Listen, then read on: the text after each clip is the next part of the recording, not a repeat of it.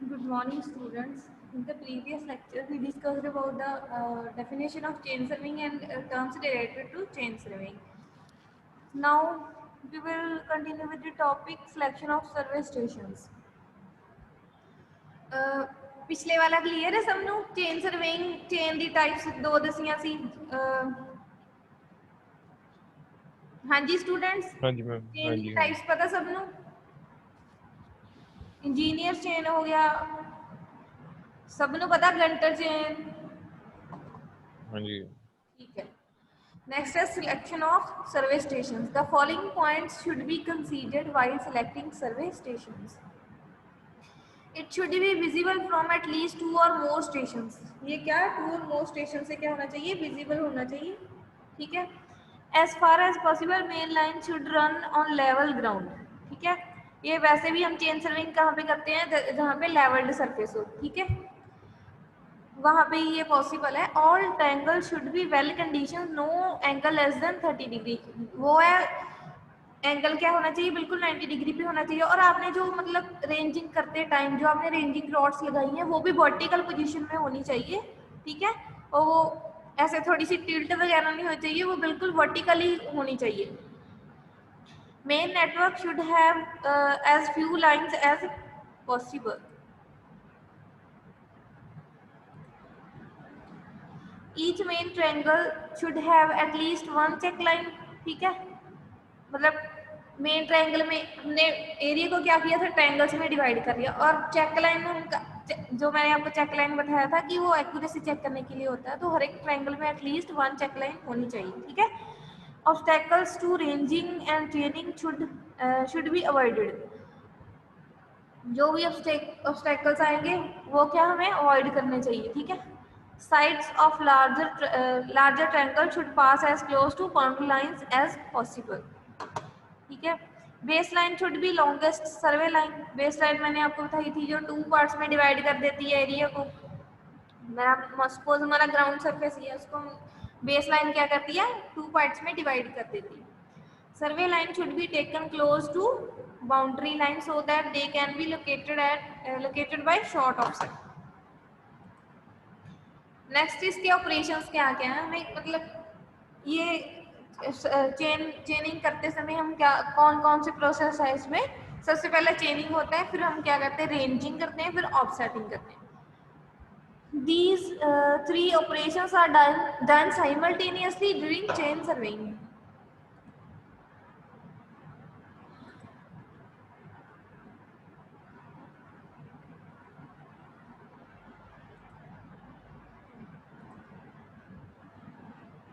Next है offset मैंने offset बताया था सबको क्या होता है सबको पता है ऑफसेट क्या होता है क्लियर है कोई भी ऑब्स्टैकल आ जाए तो वहां पे हम क्या करते हैं ऑफसेट करते हैं ऑब्स्टैकल मींस कोई भी मतलब कोई भी चीज है जिसको हम हिला नहीं सकते वो परमानेंटली है ठीक है वहां पे तो वहां पे हम क्या करते हैं ऑफसेट ले लेते हैं lateral measurements to chain lines for locating ground features are known as offsets for this purpose perpendicular और oblique offsets may be taken एक होता है perpendicular offset एक होता है oblique offset perpendicular offset सबको पता ही है क्या होता है कि वो 90 डिग्री एंगल पे होता है जो oblique होता है oblique क्या होता है वो 90 डिग्री नहीं होता ठीक है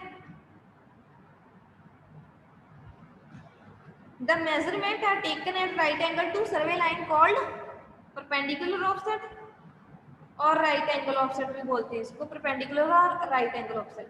The measurement which are not made at right angle to survey line are called oblique offset. ठीक है और इसको tie line offset भी बोलते हैं जो हम tie line नहीं बीच में लगाते हैं बेस लाइन से हम tie line लगाते हैं tie line किसके लिए यूज करते थे हम पता है सबको tie line किसके लिए यूज करते थे बता सकता है कोई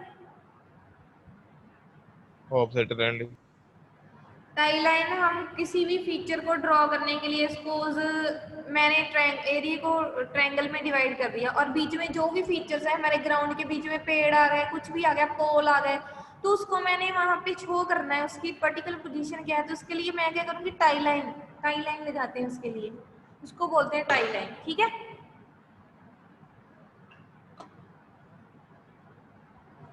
और वो हम परपेंडिकुलर और ऑब्लिक ऑफसेट से भी लगाते हैं, ऑब्लिक किसी एंगल पे और परपेंडिकुलर राइट एंगल पे, ठीक है। If the object to be located से rod is curved, more number of offset should be taken, ठीक है। हम बहुत से ऑफसेट लेते हैं बिकॉज हमारे जो ग्राउंड में बहुत सारे फीचर होते हैं, सबको हमने वहाँ पे पोजीशन पूरी उसकी पर्टिकुलर पोजीशन क्या है वो हम दिखाते हैं। इसमें आपने मैप देखे होंगे अपने कॉलेज, देखा है मैप यहाँ पे हमारे एडमिशन सेल पे भी लगा हुआ है। For measuring offsets tape are commonly use, इसमें क्या करते हैं हम टेप यूज करते हैं, ठीक है, मेजरमेंट नोट करने के लिए। Offset which can be judged bye necked आई, हम जो ऑफसेट लेते हैं वो नेक्ड आई से भी देख सकते हैं, ठीक है। Offset less than 15 metre is called short offset and offset greater than 50 metre is called long offset, ठीक है।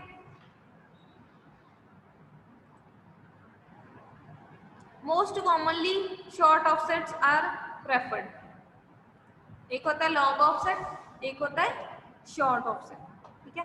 हम शॉर्ट ऑफसेट ज़्यादा प्रेफर करते हैं। ऑफसेट में ऑल्सो भी classified as perpendicular offset and oblique offset, जैसे कि मैंने बताया एक परपेंडिकुलर ऑफसेट है, एक ऑब्लिक ऑफसेट है।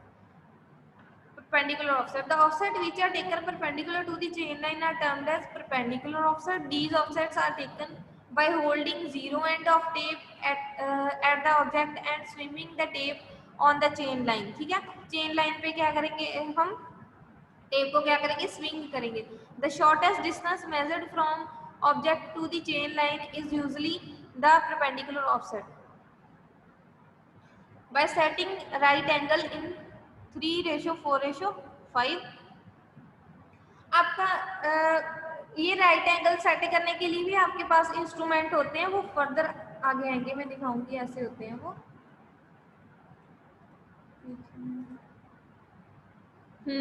ये होते हैं, ये देखो यहाँ पे बीच में ऐसे देखने के लिए ये बने होते हैं, आइस से हम इसको देख सकते हैं। क्या करेंगे हम जब रेंजिंग करते हैं तो इस साइड से देखते हैं, ठीक है, इस साइड से और इस साइड से। यहाँ पे हमें ऐसे पास करता है तो यहाँ पे जो हमने रेंजिंग रॉड्स लगाई होती हैं वो हमें एक लाइन में दिखाई देनी चाहिए। यहाँ पे हम आइज के साथ देखते हैं, ठीक है, तो इससे हमें पता चलता है कि हमारी रेंजिंग रॉड है वो मतलब एक लाइन में लगी हुई है या नहीं लगी हुई। और हम नेक डाई से भी देख सकते हैं, एक आंख बंद करके भी देख सकते हैं, ठीक है, कि जो हमारी रेंजिंग है वो ठीक हुई है या नहीं। स्टूडेंट मेरी आवाज क्लियर है सबको? हाँ जी मैम। ओके, ये होते हैं आपके ऐसे स्टाफ, ठीक है। हमारे कॉलेज में ये वाला है फर्स्ट वाला,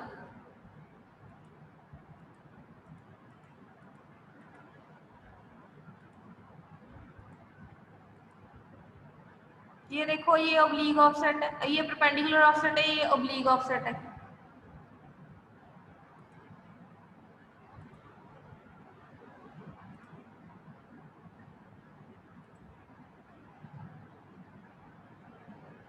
perpendicular offset usually preferred than oblique, क्या हम मैंने जैसे बताया था आपको, हम परपेंडिकुलर ऑफसेट ही यूज करते हैं, ऑब्लिक ऑफसेट नहीं यूज करते कभी भी, परपेंडिकुलर ऑफसेट ही यूज होता है, ठीक है।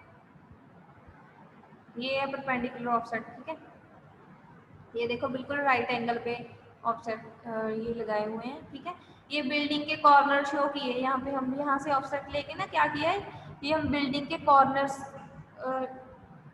का मतलब वहाँ से हम डिस्टेंस मेजर करते हैं कॉर्नर्स पे रॉड्स लगा के ना।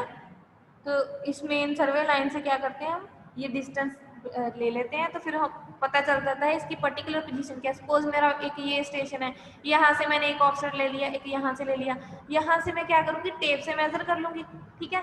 तो यहाँ पे मेरा डिस्टेंस आ जाएगा, उसको मैं स्केल करके छोटा करके ना, जैसे कि मैंने स्केल आपको बताया था 1 मीटर को मैंने 1 सेंटीमीटर ले लिया, ऐसे ही मैं मतलब अपनी ड्राइंग शीट पे ऐसे ही ड्रॉ करूंगी, ठीक है। होगा ये 1 मीटर और इसको क्या करूंगी 1 सेंटीमीटर ड्राइंग शीट पे ड्रॉ कर दूंगी, ठीक है।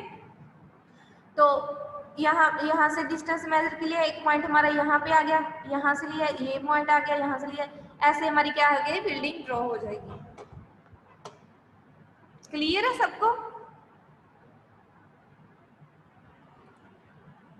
हाँ जी क्लियर है।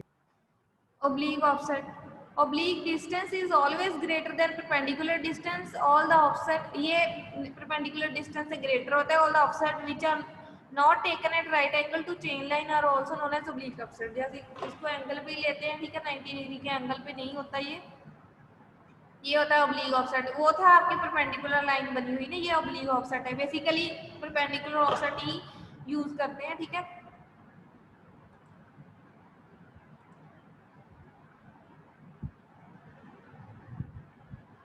एक होता है स्विंगिंग के साथ होता है, ठीक है, और एक स्विमिंग के साथ भी हम नहीं करते, ठीक है, क्रॉस टाफ से ही करते हैं हमेशा। हमेशा जो ऑफसेट लेते हैं वो क्रॉस टाफ से, using cross tough, using optical और प्रिज्म स्केयर। ये आपको वैसे ही मेथड बताएंगे, बट ये यूजली हम ये यूज करते हैं। इसको स्किप भी कर दो, हम ये करते ही नहीं है। Perpendicular offset using cross staff. 3 different types of cross staff used for setting perpendicular offset. 3 types के होते हैं ये भी। All cross staffs are having 2 perpendicular lines of sight. The cross staffs are mounted on stand.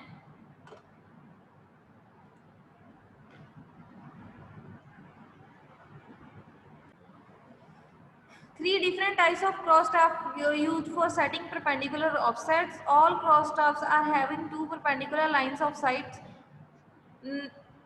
उसके बीच में बने होते हैं, ठीक है, वो साइट करने के लिए।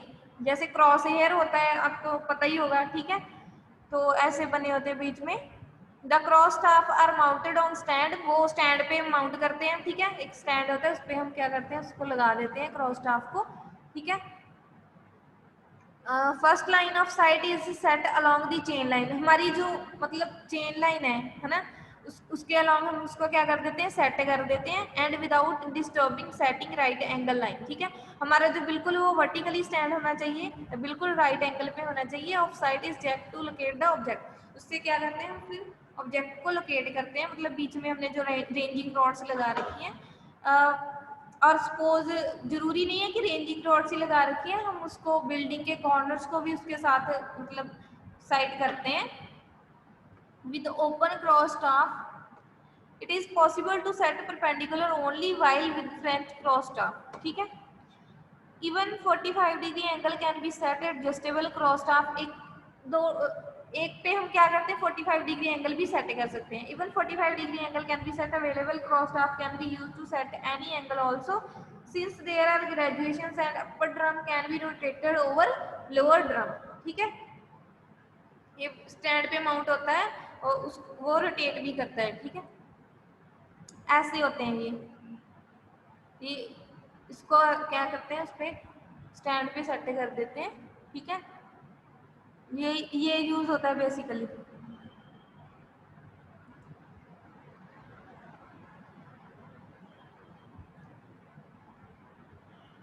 ये देखो, ये स्लाइड बनी हुई क्रॉस स्टाफ है, ठीक है।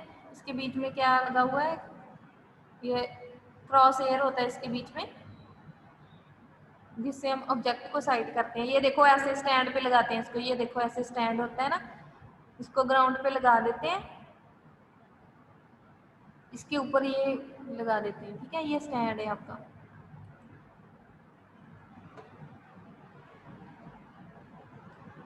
एक होता है प्रिज्म वाला, उसके बीच में क्या होता है, प्रिज्म लगा हुआ होता है, ठीक है।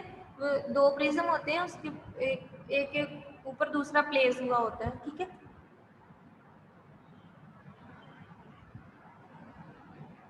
ये देखो ऐसे क्या करते हैं हम, जब रेंजिंग करते हैं ना, ठीक है, एक जो हमारा सर्वेयर होता है वो क्या करता है, जब रेंजिंग करवाता है तो वो हैंड मूवमेंट करता है। ऐसे नहीं करते हम कि हम मतलब ऐसे आवाज लगा के उसको बोले कि रॉड इस साइड करो या उस साइड करो। ऐसे हैंड मूवमेंट होती है, राइट करना, लेफ्ट करना, थोड़ा सा करना, मतलब हैंड मूवमेंट होती है इसमें, ठीक है। शोर नहीं बचाते हम, ऐसे तो बहुत दूर दूर खड़े होते हैं तो रेंजिंग ऐसे करवाते हैं हैंड मूवमेंट से। ये देखो ये ऐसे करवा रहा है ना, ये हैंड मूवमेंट कर रहा है।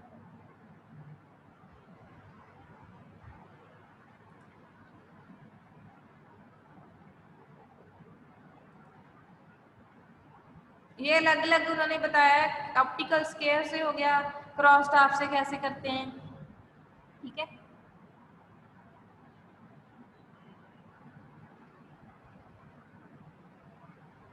ये देखो इसमें से क्या होता है, 2 साइड्स विजिबल होती है। ये देखो जब हम एक पे सेट करते हैं ना तो दूसरा ऑटोमेटिकली ये साइड पे आ जाता है, ठीक है।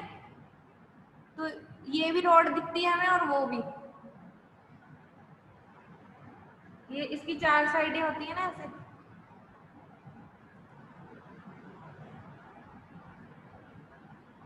ये भी सेट करवा रहा है और ये भी सेट करवा रहा है।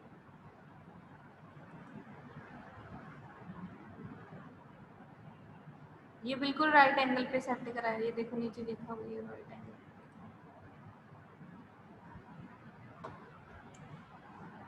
AB is the chain line. It is required to erect a perpendicular at C. ये देखो A B ठीक है, और C और D, ये 4 पॉइंट्स है। AB is the chain line, ये आपकी क्या है, चेन लाइन है, ठीक है, main chain line. It is required to erect a perpendicular at C of chain line, ठीक है।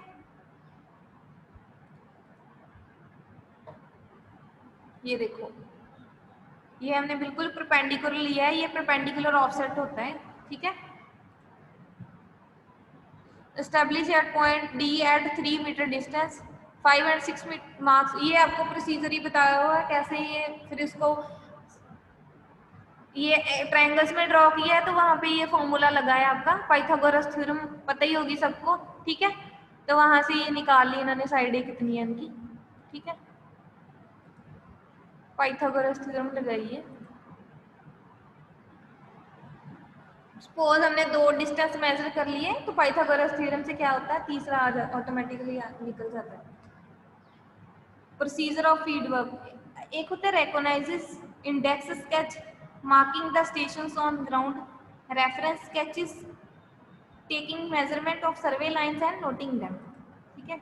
सबसे पहले हम क्या करते हैं, रेकॉग्नाइजेस सर्वे करते हैं। The preliminary inspection, preliminary inspection करने को क्या बोलते हैं, यहाँ पे मतलब हम देखते हैं कि सर्वे स्टेशन हमारे कहाँ पे सेट होंगे, ठीक है। जो मेन स्टेशन हम फिक्स करते हैं तो उसको क्या बोलते हैं, रेकॉग्नाइजेशन सर्वे बोलते हैं, ठीक है। सबसे पहले हम मतलब जस्ट इंस्पेक्शन ही करते हैं। The preliminary inspection of area to be surveyed, जो हमने एरिया सर्वे करना है तो वहाँ पे हमने देखना है कि हमने स्टेशन मतलब कितना एरिया कवर करना है, तो कितने स्टेशन हमें मार्क करने हैं, कहाँ कहाँ पे मार्क करने हैं, तो उसको बोलते हैं रेकॉग्नाइजेशन सर्वे। The preliminary inspection of area to be surveyed is called recognizes. The surveyor inspect the area to be surveyed. Survey or prepare index sketch or key plan. Walk the whole area and throughout thoroughly examine. जब आपका सर्वे camp जाता है तो वहाँ पे भी ऐसे ही करते हैं, सारा एरिया पहले घूम के देखते आते कि कितना एरिया हम कवर कर सकते हैं, कहाँ कहाँ पे हम मेन स्टेशन ले सकते हैं, और एक स्टेशन से हमारे 2 स्टेशन विजिबल होने चाहिए। हमारा सपोज मेरा एक स्टेशन है तो वहाँ पे एटलीस्ट हमारे 2 स्टेशन क्या होने चाहिए, विजिबल होने चाहिए। ऐसे हम सर्वे अगर फिलहाल हमने 5 स्टेशन लिए हैं तो वहाँ पे हमें एटलीस्ट उसमें 2 स्टेशन विजिबल होने चाहिए। 5 और 6 जितने मर्जी सर्वे स्टेशन ले सकते हैं, हम ट्रैवर्स में काम करते हैं, ठीक है, क्लोज ट्रैवर्स बनाते हैं।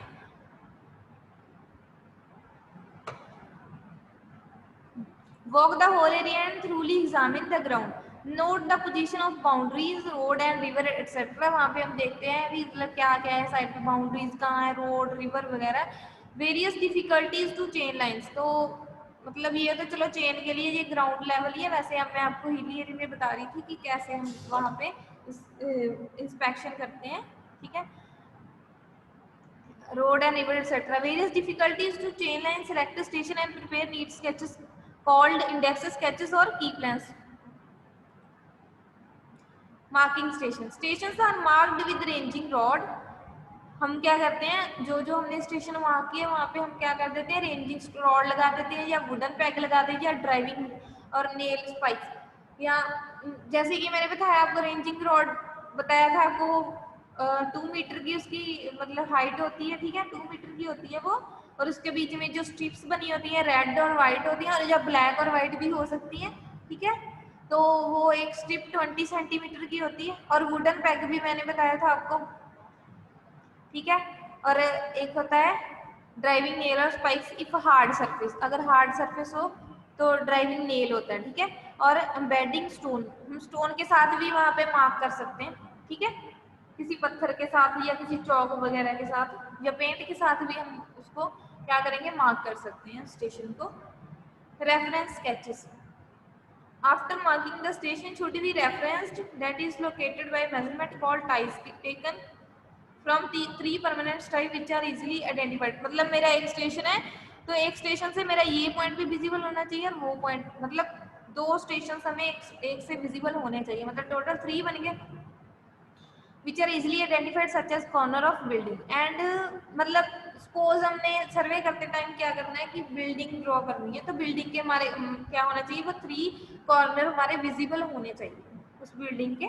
हमने वहां पे ऐसा स्टेशन मार्क करना है कि ताकि हमें उस चीज के 3 जो है वो सपोज बिल्डिंग है तो उसके 3 कॉर्नर हमें विजिबल होने चाहिए, ठीक है, ताकि हमें इजीली उसको आइडेंटिफाई कर सकें, कॉर्नर को ड्रॉ कर सकें, ठीक है। And in the final required measurements are taken and located on field book.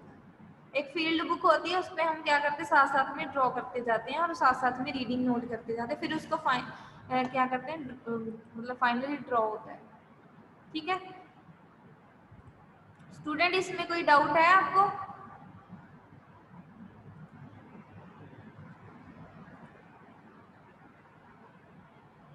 ये तो हम कर ही चुके हैं, linear measurement.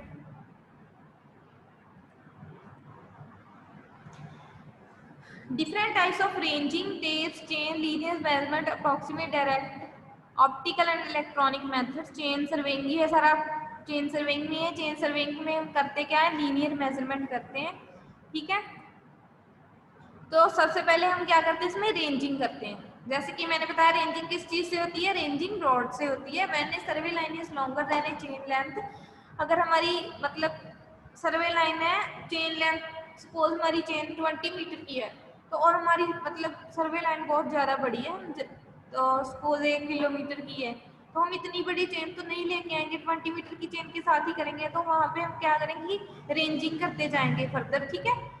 When a survey line is longer than a chain length, it is necessary to align intermediate points। तो हम उसमें क्या करेंगे, intermediate point लेंगे और intermediate point में हम ranging rods लगाते हैं और on chain line so that the measurements are along the line। The process of locating intermediate points on survey line is known as ranging। क्या करते हैं, the process of locating intermediate points, intermediate points बीच में लगाते हैं, उसको क्या बोलते हैं, ranging करना बोलते हैं, ठीक है। There are 2 types of ranging, एक होती है डायरेक्ट रेंजिंग, एक होती है इनडायरेक्ट रेंजिंग। डायरेक्ट रेंजिंग होती है, डायरेक्ट रेंजिंग में भी 2 टाइप्स होती है, एक होती है मतलब जजमेंट ऑफ आई, एक होता है लाइन रेंजिंग। मतलब हम डायरेक्ट आई के साथ भी हम रेंजिंग कर सकते हैं, ठीक है, और एक लाइन रेंजर होता है, लाइन रेंजर के साथ भी रेंजिंग कर सकते हैं, ठीक है। ऐसे करते हैं, ये देखो आपकी जो मतलब रेंजिंग होती है वो वैली और डिप्रेशन में होती है, ठीक है। रेंजिंग सपोज हमारा एरिया मतलब जैसे हिल्स आ गई बीच में, ठीक है, तो हम उसको क्या बोलते हैं, वैलीज बोलते हैं, और डिप्रेशन जो मतलब हमारी, ठीक है, मतलब खड्डे वगैरह होते हैं, ठीक है। वैलीज और डिप्रेशन में भी कर सकते हैं हम रेंजिंग, ठीक है। ये देखो ऐसे करिए ना, ये देखो ये वैलीज है,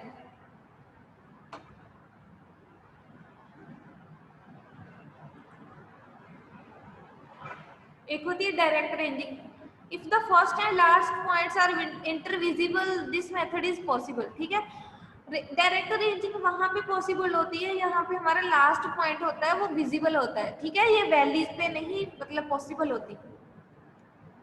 लेवल्ड सरफेस पे हम डायरेक्ट रेंजिंग करते हैं, जहाँ पे सपोज हमारा जो मतलब 1 किलोमीटर का डिस्टेंस है, तो 1 किलोमीटर या जितना भी मर्जी ले लो, तो हमारा वहाँ पे क्या होता है कि लास्ट पॉइंट जो विजिबल होता है, बीच में कोई मतलब वैलीज या कुछ डिप्रेशन वगैरह नहीं आता, तो वहाँ पे डायरेक्ट रेंजिंग करते हैं। Station A B in which an intermediate point C is to be located, point C is selected at a distance slightly less than a chain length। At point A and B, ranging rods are fixed. The assistant holds another ranging rod near C। Surveyor positions himself approximately 2 meter behind station A, ठीक है। Surveyor क्या होता है, 2 metre मतलब पीछे खड़ा होता है station A and looking along line, ठीक है। A B directs the assistant to move at right angle to the line AB till he aligns the ranging rod along AB। एक मिनट, ये देखो ये आपका AB पॉइंट है, ठीक है। ये बीच में हम क्या करेंगे, इसके इंटरमीडिएट पॉइंट सेलेक्ट करेंगे, तो वहां पे क्या करते हैं, रेंजिंग रॉड्स लगा देते हैं, ठीक है। ये देखो ये सर्वेयर है, ठीक है, ये इसको लोकेट कर रहा है। ये देखो बिल्कुल स्ट्रेट लाइन है, स्ट्रेट लाइन पे ऐसे हम रेंजिंग रॉड्स लगाते हैं, ठीक है। और रेंजिंग का मतलब ही यही होता है कि वो स्ट्रेट लाइन में ही आती है। जो हमने चेन लाइन सेलेक्ट करी है, मेन लाइन जो चेन लाइन होती है, तो उसके बीच में ही हम रेंजिंग रॉड्स लगाते हैं। और हम इसको ऑप्टिकल स्केयर या किसी भी हम नेक डाई से भी देख सकते हैं कि वो बिल्कुल मतलब स्ट्रेट है या नहीं है। और अगर वो स्ट्रेट भी होगी, हम सपोज वो नीचे से स्ट्रेट है और वो वर्टिकली भी स्ट्रेट होनी चाहिए, ऐसे नहीं कि ये हाँ ऊपर से थोड़ी टिल्ट हो गई, बिल्कुल वो वर्टिकली भी होनी चाहिए स्ट्रेट। ये देखो ये रॉन्ग है और ये राइट है, जैसे देखो ये प्लम बॉब के साथ आप देख सकते हो, ठीक है। ये ऐसे भी दिख रही है कि ये टिल्ट है।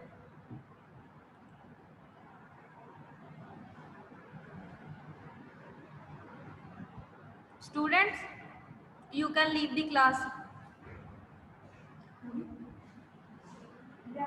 स्टूडेंट कोई डाउट है तो पूछ सकते हो।